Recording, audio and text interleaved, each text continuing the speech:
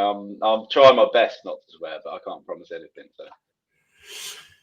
Hello and welcome to another episode of the Financial Pro podcast. We are streaming this live on several different social media channels, so make sure that you come and say hello and comment in as we are going live absolutely everywhere. Today we are joined by Pete Mugleston, and I hope I've said that right. Tell me off if I haven't. But he's a mortgage broker, owner of OMA, Online Mortgage Advisor, who supply leads to the industry, which might sound controversial to some of my followers because my biggest thing is don't buy leads, generate your own. So we'll probably get into that. But welcome to the podcast, Pete. Thanks ever so much. Pleasure. How you doing? You okay? Yeah, good. Thank you. Yeah, all good. Just excited to have a chat and looking forward to it. Yeah, I was commenting on, for those who can't see on the podcast side of things, I was commenting on Pete's, had a lovely haircut where I haven't, and he's got a beard that will probably take me 10 years to actually grow. So this has been about 20 years in the making, to be fair. So, got one of those baby faces. Yeah, that's it. I'm saying it. No one take me seriously if I don't have it. So. So just for anyone who doesn't necessarily know you, give us a little brief intro into who Pete is and how you got into the industry and what you're currently up to and all that.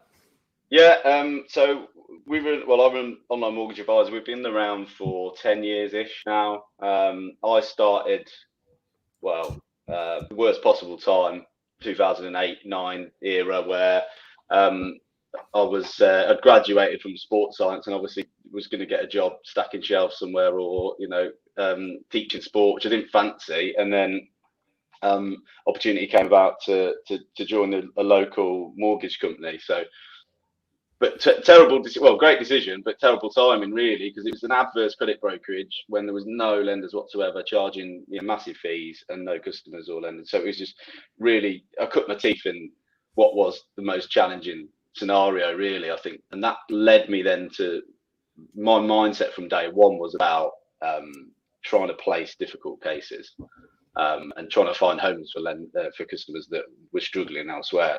And that really then I moved on, worked for Lloyd's for a bit, did quite well there, but it was always you had to go out chasing customers, and it's relentless. You talk about it a bit, Gary, but having to constantly go out prospecting to get new business.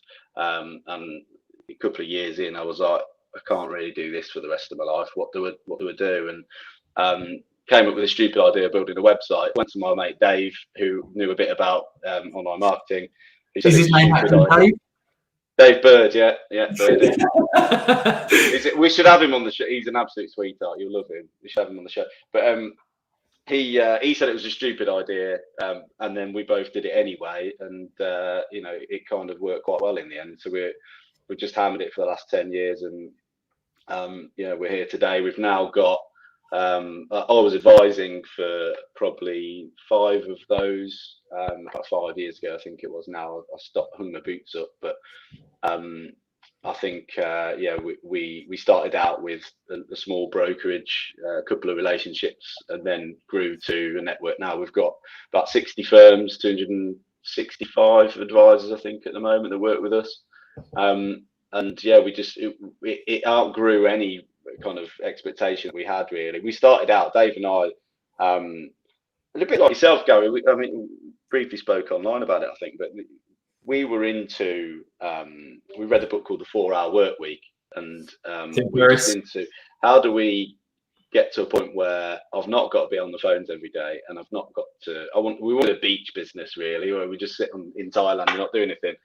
And then it turned into an 80-hour-a-week job for a number of years. But we're in a position now, we've grown it to the point where a lot of the processes are automated, and it's quite nice. And we tend to now, we are a lead gen firm, I suppose, but we don't consider ourselves lead generators in a way that we're not flogging customers to the highest bidder. And I think that's why we do quite well, and why we don't have a big turnover of advisors, is because we've got some brokers who have worked with us for most of that time. We've got some 7, 8, 9 year relationships. And when brokers get involved with us, they tend to stick around, I think, because of how we do it. So traditionally we've charged just a rev share, so with nothing up front. We wear all the risk, all the cost for marketing, and we distribute it out, hopefully to the right broker, and all the arrows are aligned then. So it's not a case of, I've got a name and a number, give me 50 quid. It's, well, I care about this human being who needs a mortgage. I need to make sure they get to the right place so they get helped. And if I do that well enough, the people helping them will be able to help them and we'll make money out of it. So it's kind of, it's everyone's aligned around getting the right outcome for the customer, which is what we really like, and is a big part of our values. And then from there, we've evolved to the level we've got now, with loads of relationships with different partners, and we consider ourselves more partners, a marketing arm really, rather than lead gen, if that makes sense. So that's us in a nutshell. That's what we do. We have just recently, with COVID and everything that's happened, we've changed our model slightly to work out ways of generating revenues up front, rather than waiting 7-8 months for it to come in on the back end. So we have, we're evolving like anyone, I suppose, but that's our position at the moment. And yeah, things are going all right still, which is positive. Yeah, nice. There's quite a lot of things there that you said that I want to pick out on as well. Which I rattled on. Just no, throw your hands up and stop. I've been taking a few little notes, and I've got a few things that we'll expand on for a lot of other brokers, because that was the thing that I took from our initial conversation is, we've got similar mindsets. We've been in the industry. We've been through similar circumstances. One of the reasons for all of those who are now listening, when I said right at the very beginning, I'm always talking about not buying leads. And the main reason for that is, with a lead provider, as I experienced, they start multi-selling them, even though they're telling you that they're not. And there's no alignment, exactly as you said, in terms of we want to give quality, but also quantity, but there's actually something in it as a partnership, exactly as you said. And that's why, to me, it's congruent having you on the podcast and doing this, because you said the right things in terms of focus on the customer, focused on the outcome, and you just help the brokers to work on a revenue share, which is, you're incentivized, they're incentivized, and it's a win-win for both parties then, where buying leads just is not. So what made you go down that revenue share model right from the very outset then, out of interest? From the very outset, it was probably the only thing I knew. When I was advising myself and the firms we were working with, they had estate agents passing in, and they were all on the rev share generally. There'd be the odd one or two who charge 5 quid up front as well, but typically it would be 25% on the back end of whatever you make, and that was just how it evolved out of that, really. We didn't want to, and the brokers we were working with at the time didn't have the cash to pay up front anyway, so it was just a natural extension of what they're already doing. And one of our USPs is that we can do what we're doing pretty cheaply, and at the time, it was a bedroom business. I remember, Birdie he loves talking about it, but it'd be in his little flat in Long Eaton. I'd be sleeping on the sofa with his cat I was allergic to, and we had the nerve centre. There was just no cost. It was in his little flat that he didn't have a job at the time. He was at uni, and but we were just grafting. And as a result, what we were doing was really cheap. It was just our time that we were putting in. Had we had higher overheads and bigger barrier then to get in and start generating the volumes that we wanted to, we may have had to charge up front. But at the time, it worked out quite well. And I was advising as well, so I was kind of getting money from that. So it all stemmed from there, really. Yeah, and you mentioned there straight away, and I think that's a good thing to pick up on initially, from the point of view of, no doubt you've spoken to quite a few brokers who have just gone self-employed, and there is that element of, I talk about it when I got back to mortgages in 2016. It was almost a year I sacrificed for the greater good, for long-term, short-term pain for long-term gain kind of thing. It was long hours, it was hard work, but that full year got me to £250,000 in sales in 12 months from a dead cold start. And I was quite lucky in terms of attracting higher value mortgages. But as you said earlier about mindset, what was kind of your mindset starting that business, sleeping on the sofa, grafting exactly as you said? What made you want to just go down that route and sacrifice in order to be able to get to where you are now, 5-10 years later? I've absolutely. I always say when people speak about it, it's probably driven out of laziness in a weird way. I didn't want to be on the phones, grafting every day to chase customers. It was all so short term, and you can't stop. It was a conveyor belt. Working at the bank at the time, it was just you couldn't stop. And I'd had enough of it. So I was, how do we get people coming in? And I'd rather spend my time focusing on that rather than doing something I didn't quite enjoy. And that was just for me. Some people love it, and of course you carry on doing that. But for me, that was just not what I wanted to do. So yeah, it kind of, and then it got exciting. But I'll be learning things all the time about how to build a website, how to do some marketing, how to, and I got a bit of a bug for it, really. We just got to enjoy building things and making little changes that start driving some more traffic or start driving some more conversions, and that just fueled itself, I guess. It wasn't necessarily something I've done. It kind of happened, really. And yeah, I do say it was probably out of laziness that started it all off, but what carried it on, I don't know. It's hard to say. I think you covered it there in terms of what carried it on. It carried it on because you've got that, learning and development and improvement. I always talk about my kids, watching them. It's like they find the most amount of fun out of a cardboard box or whatever it might well be. And it's like when I watch my children, who are all currently under 8 years old, there's just that constant need to learn and improve and develop and grow. And I think when we get to adulthood and we leave school and college, it's like we almost fall into the hamster wheel and into the rat race of just doing what we've always done. And you found something that you're passionate about, which probably made it easier for you to, keep going ahead and keep pushing forward. And exactly as you said, trying new things and making those little marginal gains here and there, which felt like big wins. Would that be fair to say? Oh yeah, for sure. I mean, you've been speaking to my wife. She often says I'm still like a child, actually, in that mindset. But yeah, no, yeah, 100%. It was still like it now. But we're at a bigger scale, I suppose. And a 1% difference back then would have made an inquiry a day difference. Now it's 20 times that. So the impact of what we're doing now is much greater, and I find it fascinating. I love it. How many people are on the team?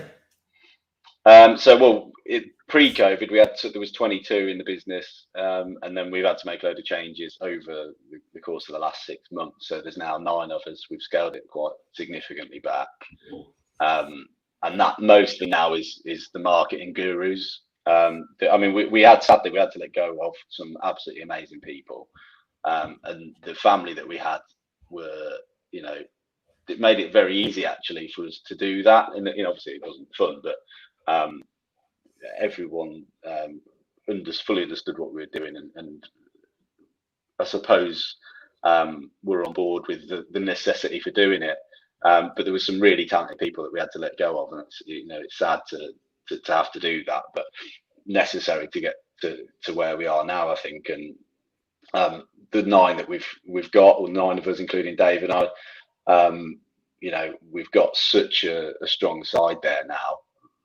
We've, for the most part, we're doing more than we were doing before, with half the team.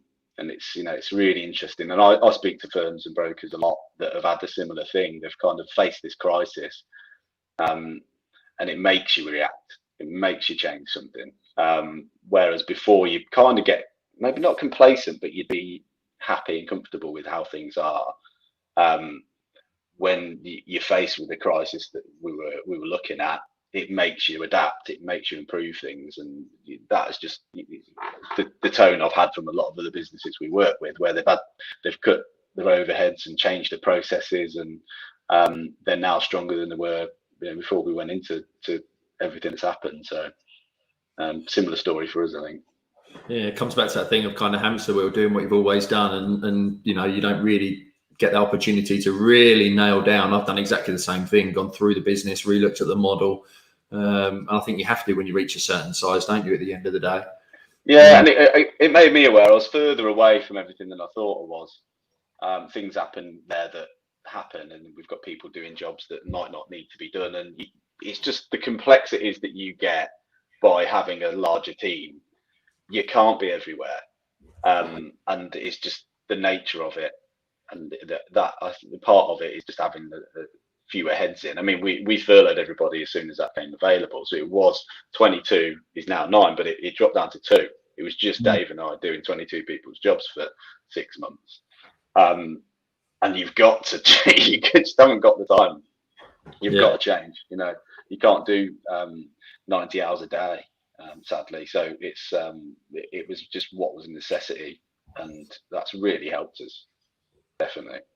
Yeah. So you realised really early on then, because you said you've had OMA for 10 years. Is that right? Yeah, pretty much. Yeah. And then you stopped advising. There's 2 things I want to pick up on. So you said about prospecting right at the very beginning of this, and I don't know, like me, if you agree that marketing is the biggest function and the most important function, because that's what leads to advising and sales and profit and team and business and everything else.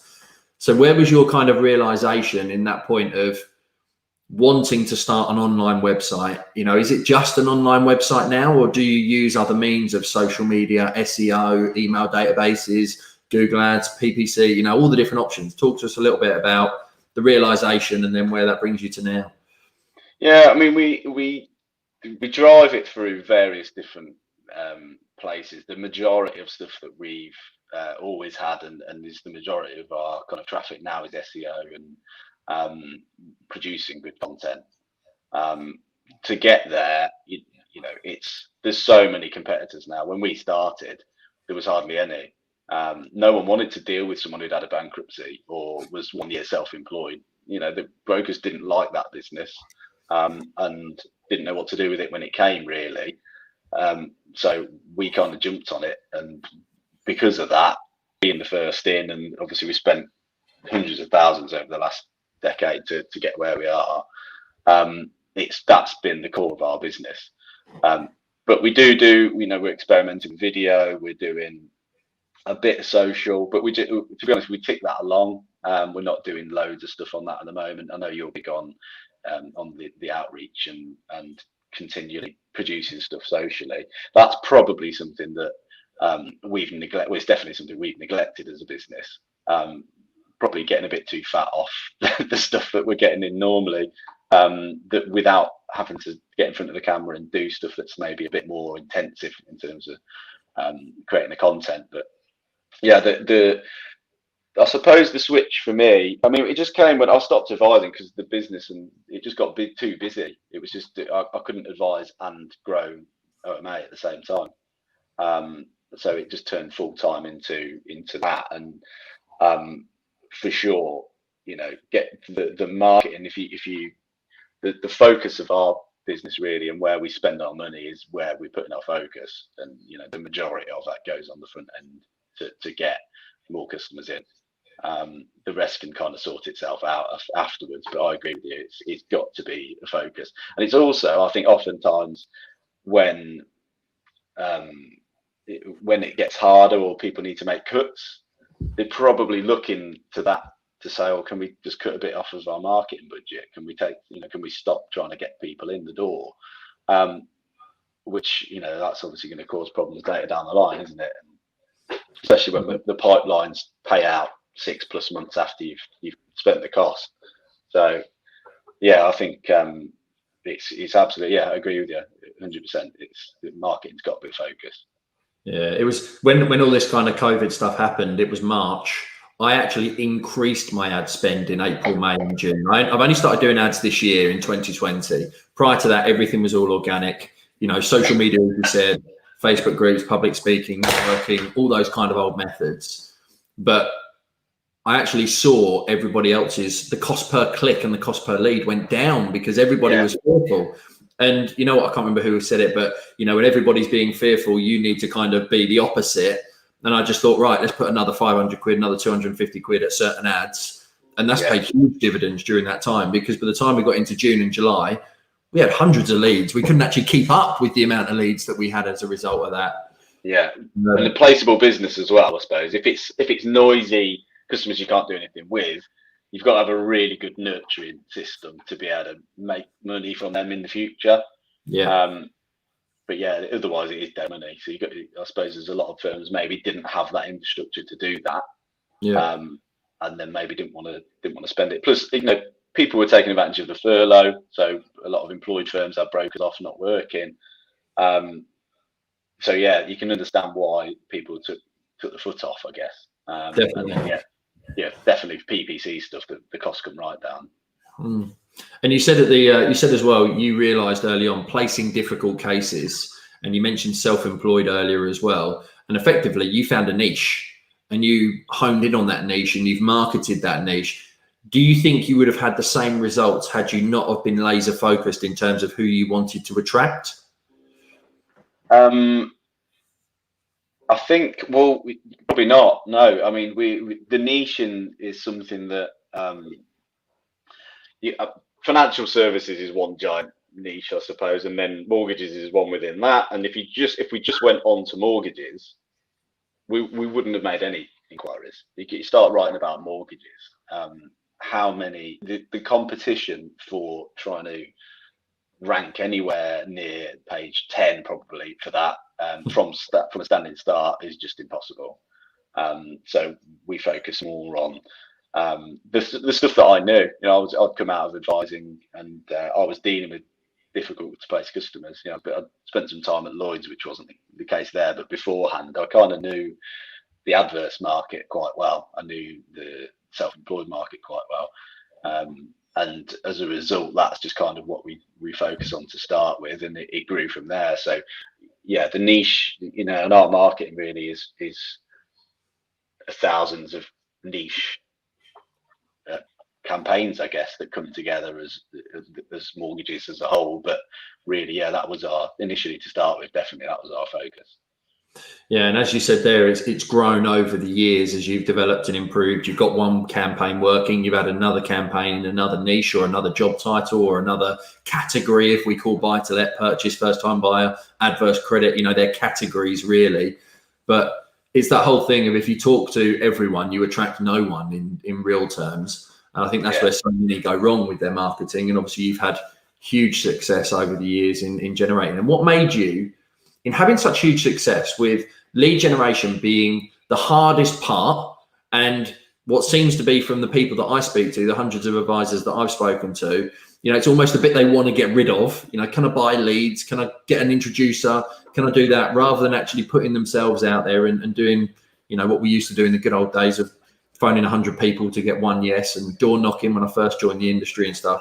Yeah. What made you decide to start working on a revenue share rather than actually just building your own brokerage and having, you said 265 advisors at the beginning? What made you go down that route rather than just building out a monster brokerage? Yeah, I think I suppose our focus was we wanted something bigger than a brokerage. I didn't necessarily want to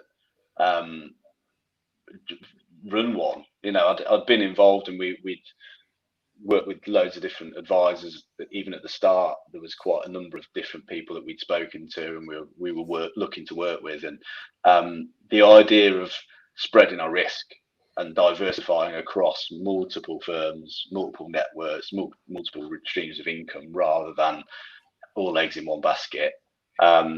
Recruitment also, we went on a recruitment drive last year, and we onboarded 100 advisors in 3 months.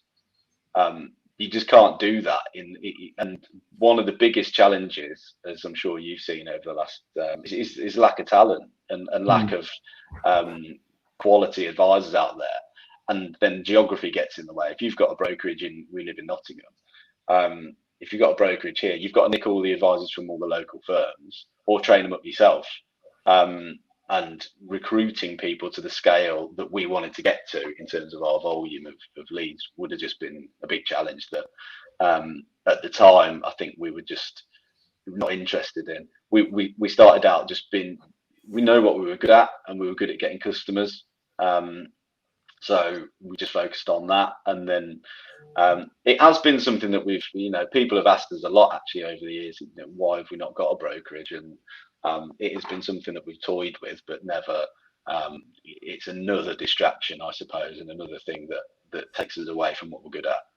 In the same way, exactly the same way that brokers maybe don't want to do marketing. That's not what they're good at. They've got to retrain, they've got to start again and learn something completely new.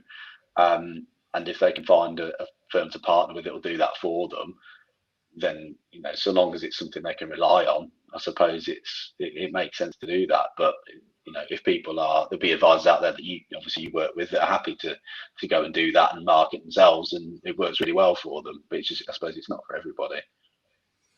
Yeah, and I think I love the model of a revenue share model. It's, you know, it's what I have with my advisors. They're all self-employed, and we effectively work on a revenue share. You know, we give them the lead and they do the deal. I've got my own brokerage, just on a smaller scale, as you say. Totally agree with you in terms of finding the quality, because my income technically is in my advisor's hands, and if they don't convert, then that has a knock-on impact to me in the same way it does you. So you need to have advisors, but also need to provide the training and the support to make sure that they can convert the leads, because that's what feeds back to you.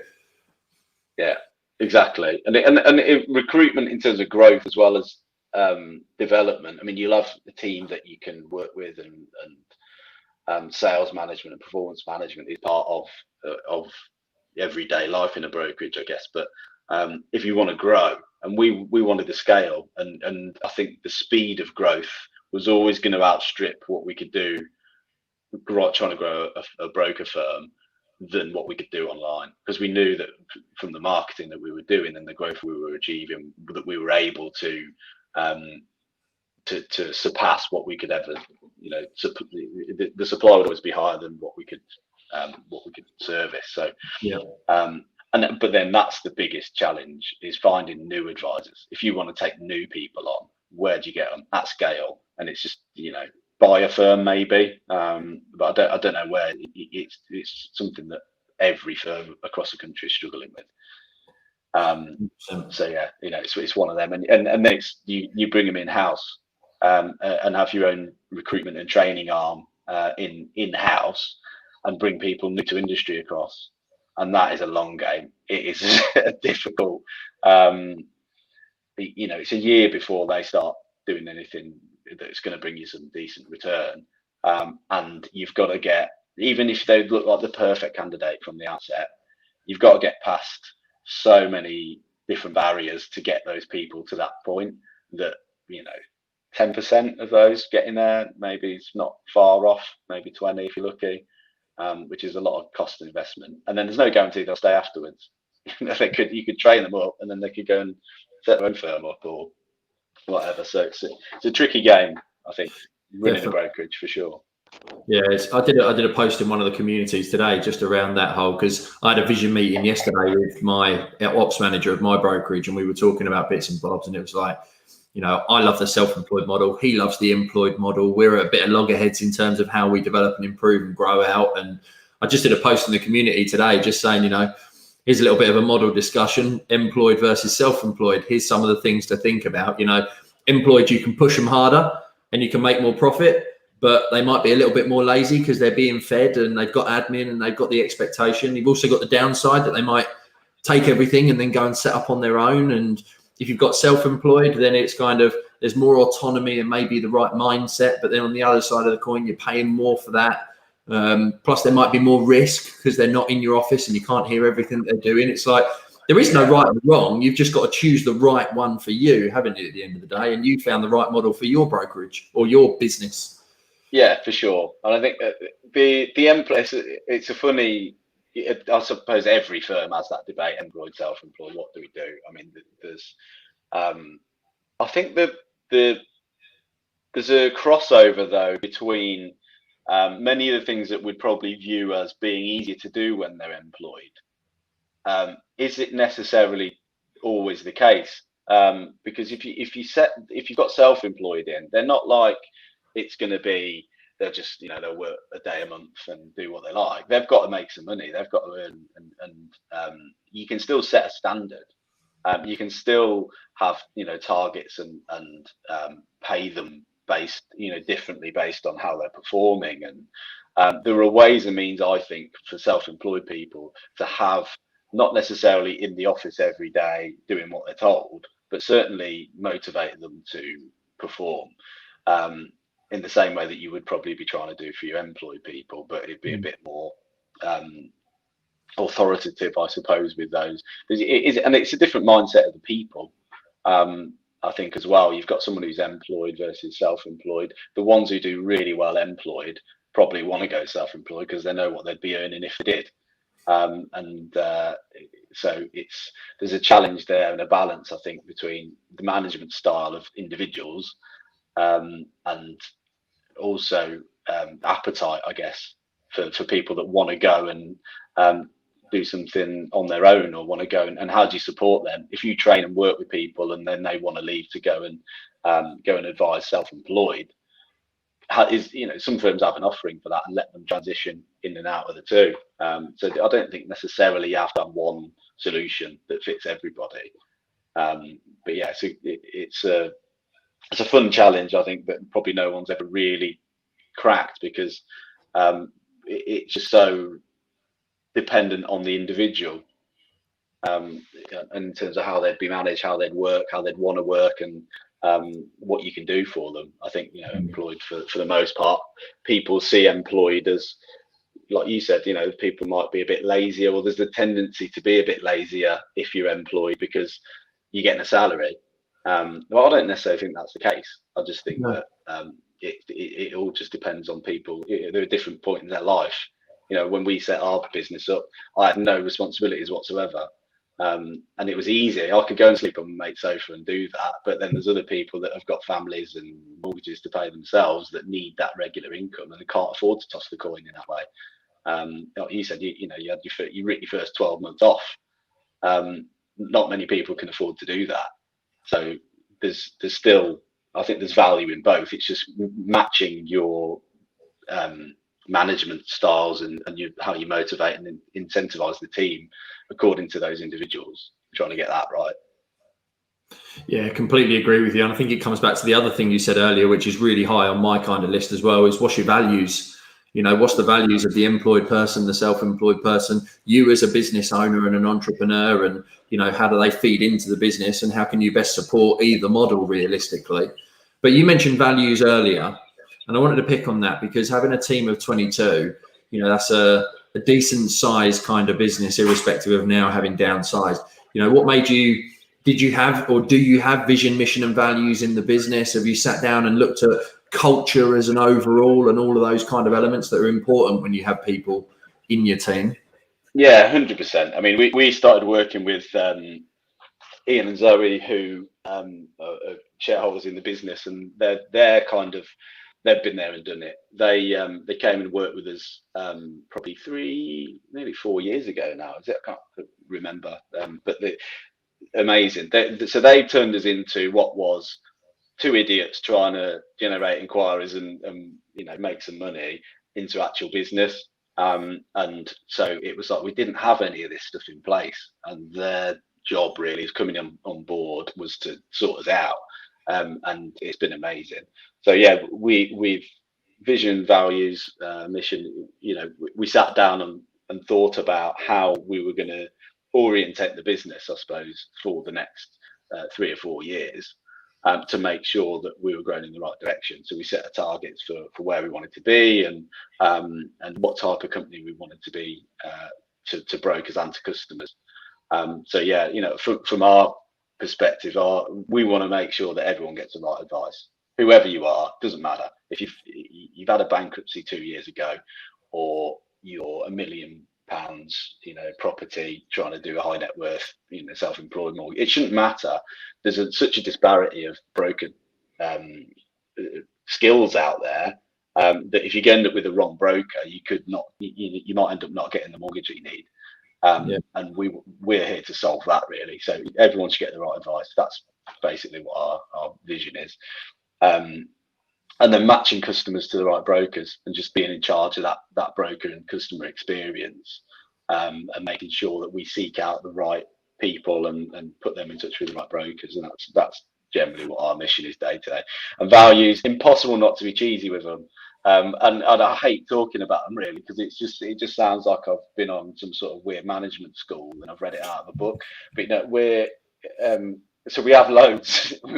We're probably not nailed the values. Just don't be a dick is essentially what, if I was to group them all together. But knowledge, mastery, generosity, trust and ownership, empathy, understanding, care, and honesty, and have fun, friendliness and fun. So if I was to boil them down, mastery is probably the most important one to us. We want people who know what they're doing and are good at it and care about it and the drive to be better. And friendliness and fun and having a good time and being nice to people, treating each other and customers like family, and doing it in the right way, I guess. And I think actually having set that out from the outset when we started working with Ian, so as I say 3 or 4 years ago, that has helped with recruitment. It kind of that infiltrates everything. Every decision we make, it lined us up to think, right, we need to be here in 3 years. So how do we get there? And then this is what our vision, what our values are.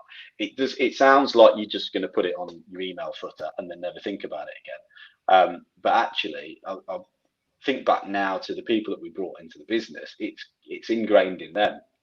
And the team that we've had and that we've still got are absolutely part of that. And we make sure that when we onboard new brokers, for the most part, we do what we can to due diligence them and make sure they're not dicks as well, which is a challenge. But I think it definitely has some value to doing it. And I think if people have got a business without them, I'd recommend it for sure. Yeah, it does. It does always feel, when I first did it and all that, it kind of does feel a bit, pie in the sky and a little bit kind of, oh yeah, but what are these really about? But actually, when you understand why you're doing it and the importance of it, and as you say, every decision is almost based on that, it makes business a little bit easier, really. But people know what to expect. I think they know what you're about a bit more. And whilst you might get it, you might fully understand what you want to be about and your vision of your own business in your own head.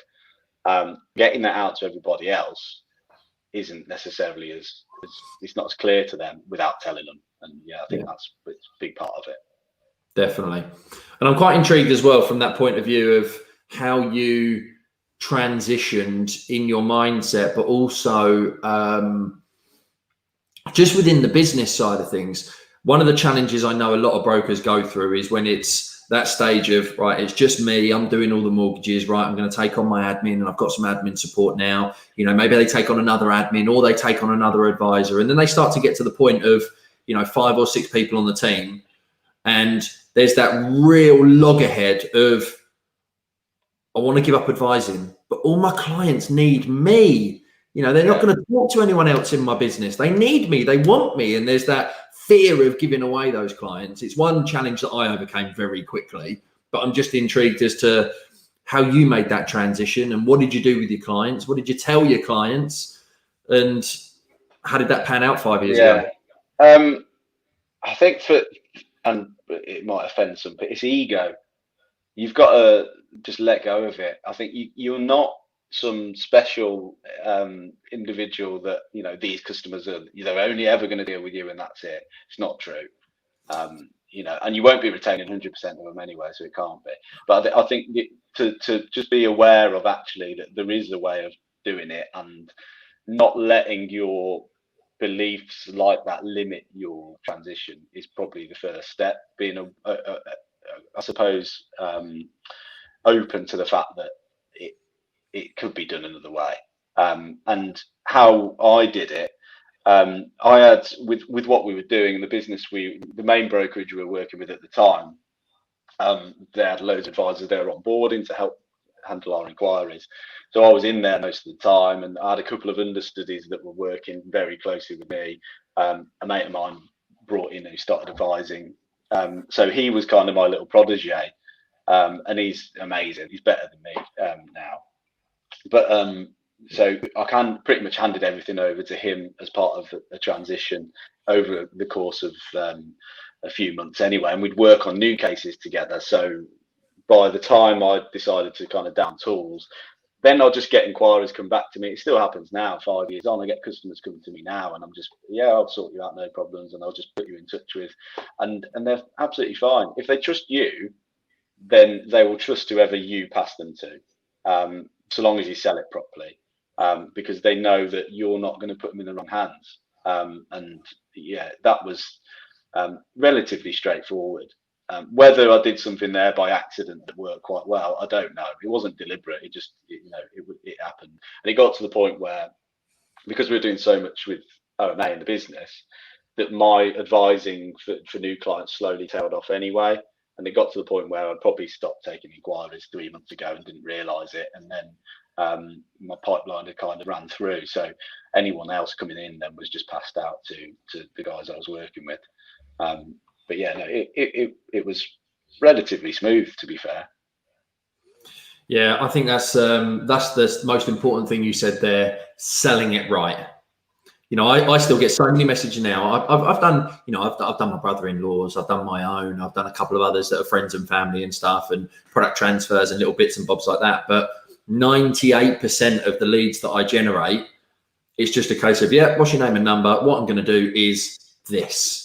And I don't know actually I don't know which member of my team the lead is going to go to, but I know everyone on my team, exactly as you said, is an expert in the areas that they need to. And if it's a bridging, I know that I'm going to give that to the team and that's going to get booked in with Paul. So I can always say, I'm going to put you in touch with my team who will book a call with the relevant expert who will take care of it for you. And one or two of them, when the advisors have phoned up, they always turn around and say, oh, they were thinking they were going to speak to you. And it's like, but actually I spoke to them and I've, put their mind at ease and blah, blah, blah, blah. It's exactly as you say, there's an element of ego. But if you sell it right and you do it in the right way, then clients are quite happy to go with wherever you've recommended, because it's just another form of recommendation. Yeah, for sure. And it might be different if you've got a long relationship face-to-face with people, to be fair. True. All of my clients really were online.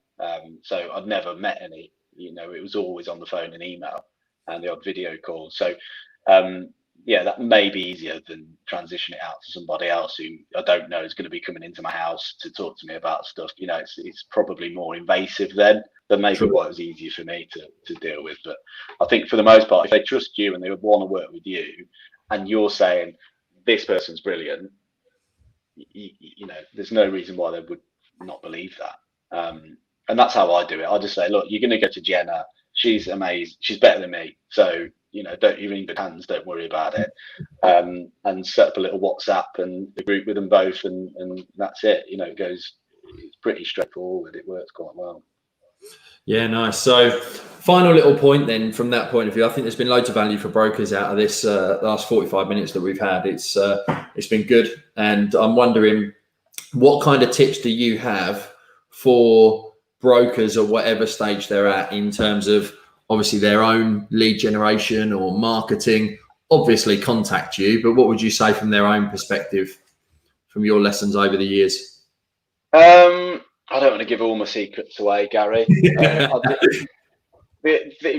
and have a chat with us. By all means, we're not onboarding right now because we've got our capacity that we feel pretty happy with at the moment, but we're building a waiting list. So we've got 20, 30 brokers on. So by all means, get in touch with us. I suppose it comes down to what you're comfortable doing and actually trying to push that. So if you're not comfortable doing video or you're not comfortable doing social and putting yourself out there, how can you improve your comfort around doing those things and get better at it? It depends how much appetite you've got for onboarding new clients and owning them yourself. Not that anyone ever owns a client anyway, really, but I think you've got to just make sure that you stick to what you're good at. Absolutely, without stay in your lane. The single biggest one of this, there's a few, but one of the biggest challenges that I see brokers having is that they reach outside of their expertise a bit too much, and it gets busy, it gets messy, it becomes a challenge for you because you've got to go and research the market on every deal. And if you just niche right down to CIS contractors, and you're just dealing with CIS workers, CIS inside out, you are the expert with CIS. You'll attract more CIS people. They'll chat to their friends. They'll be passing you out to various things. But then you are only then going to start getting customers that you know how to place. And you haven't got to go and do research every time one comes through the door because you already know what the lenders will do and what will and won't accept. And it makes your life easier. If you've got this shotgun approach where you just kind of I want leads. But say if you did a radio advert for mortgages or something like that, you'd end up with all sorts of stuff. It'd be people with bad credit. It would be self-employed. It would be, and to know the entire market for every single type of client is impossible for one, but also it's slow, it's inefficient. You'd be far better to niche down onto CIS workers and just do them all day. You'd be so much more efficient. So yeah, I think the niche stuff that you talk about, Gary, I think hits the mark really, and I suppose making sure that you know what you're doing when you get them. That's probably the main bit of advice I'd give, without giving all our secrets away, of course.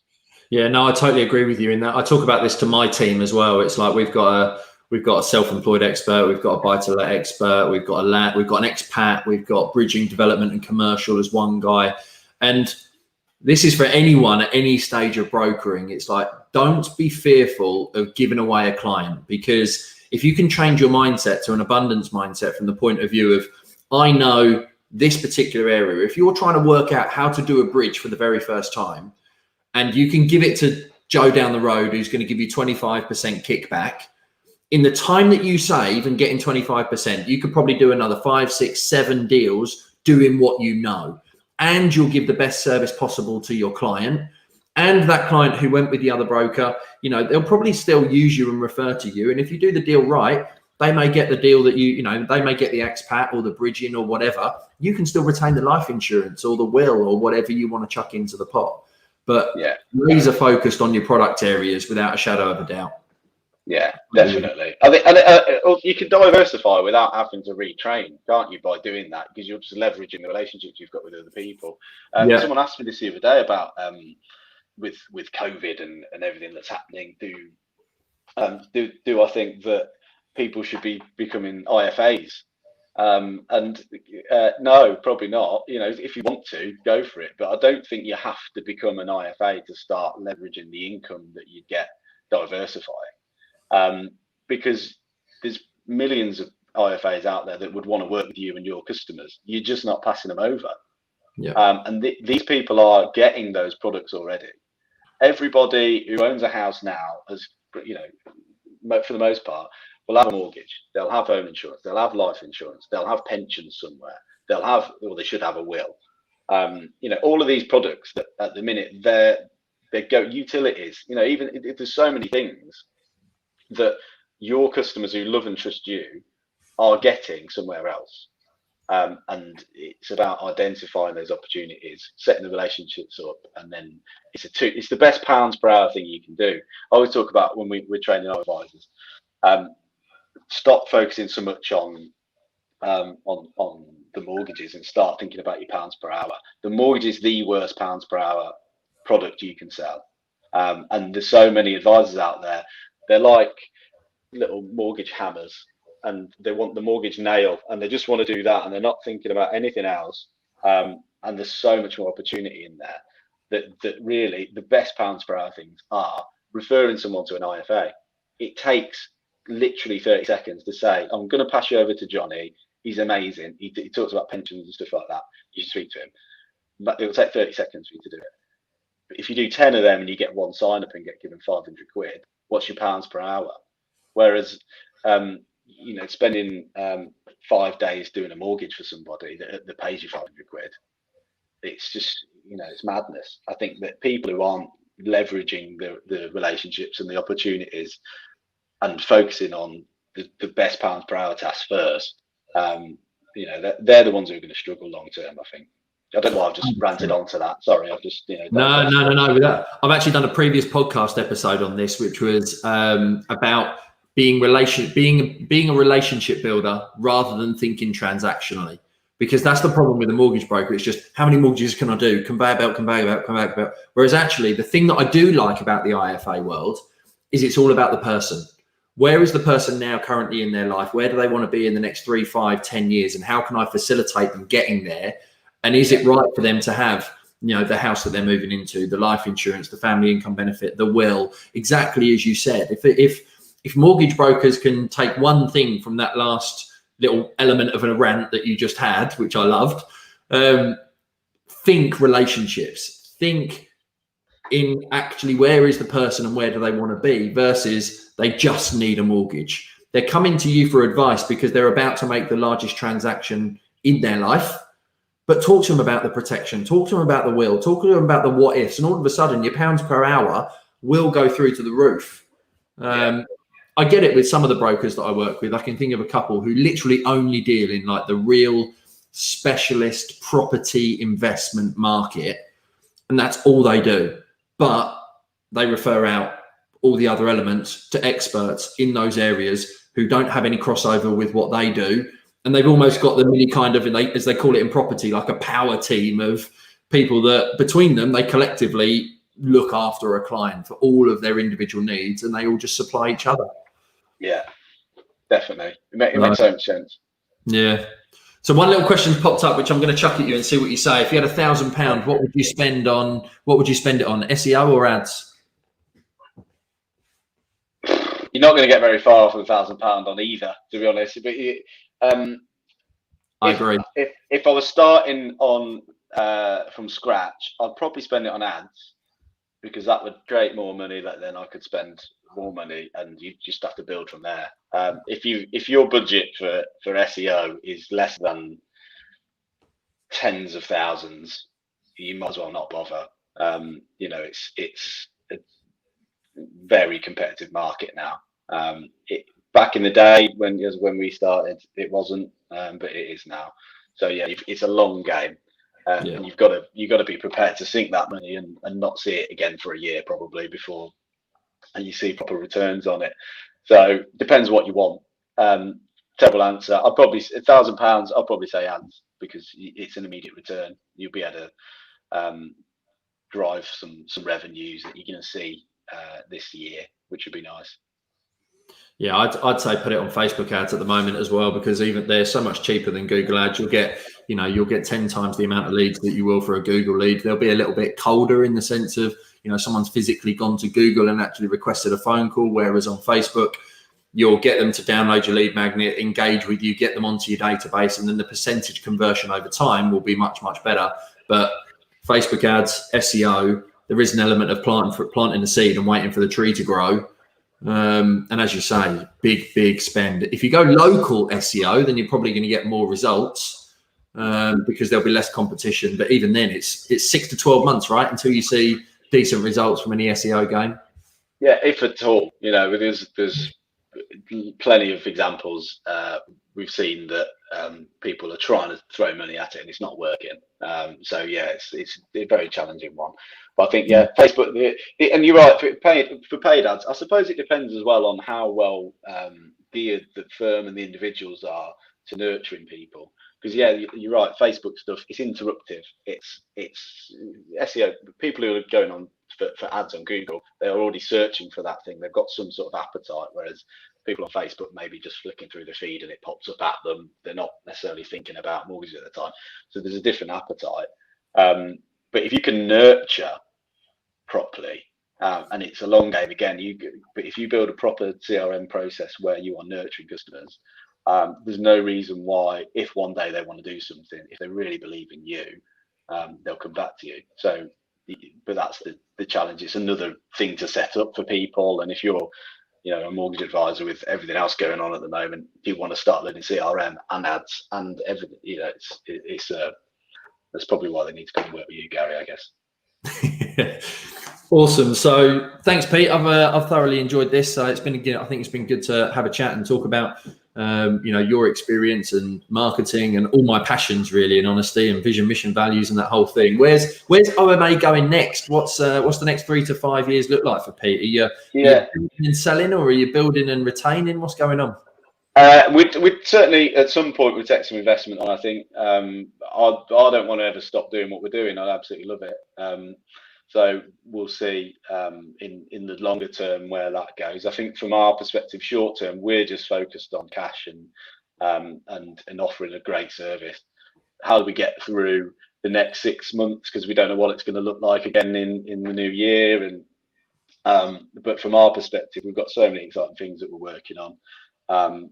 with the teams, improving our filtering of inquiries at the top end, improving our nurture systems.